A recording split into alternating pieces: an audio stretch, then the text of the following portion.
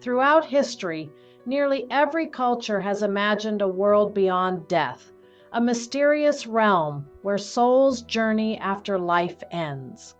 These underworlds are as diverse as the mythologies they come from. Some are terrifying realms of punishment.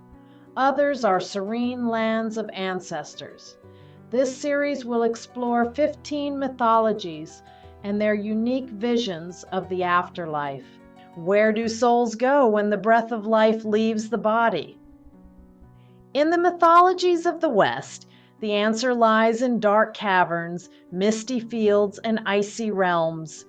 Today, we journey into the underworlds of 4 ancient European civilizations: Greece, Rome, Norse Scandinavia, and the Celtic Isles. Hades isn't just the name of the god of the dead, it's also the name of the realm itself.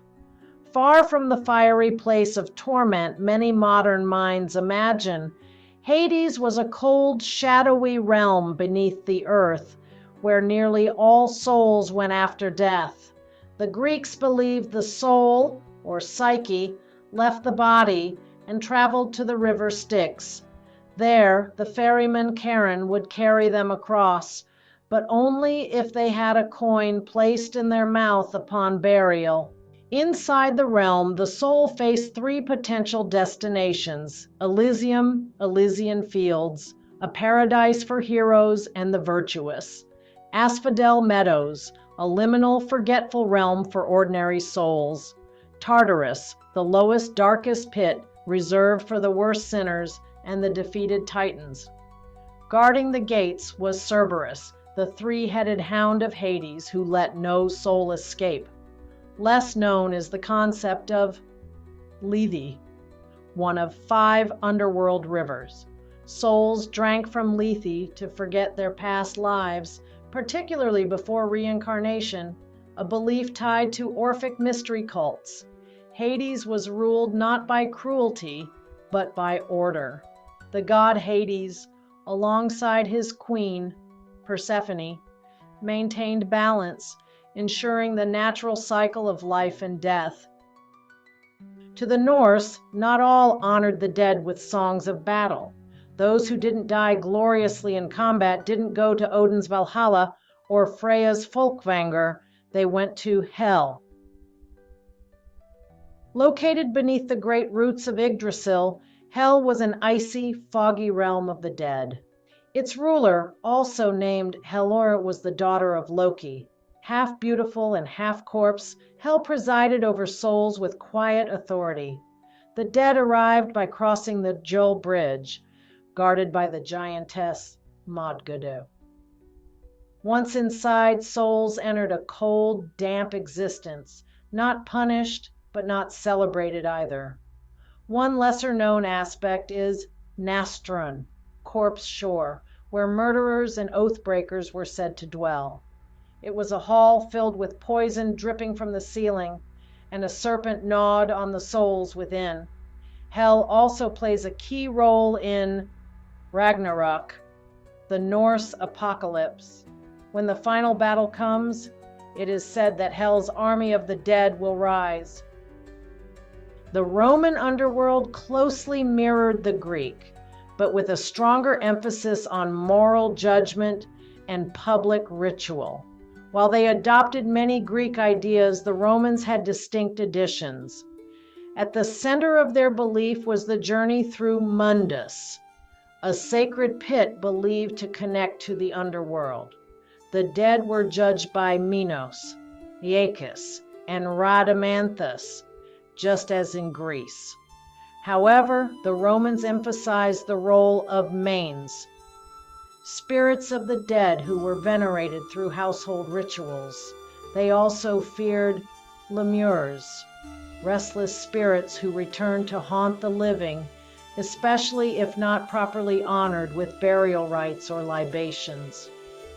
Orcus was a god of death and the punisher of broken oaths. His name eventually became associated with the entire realm of punishment.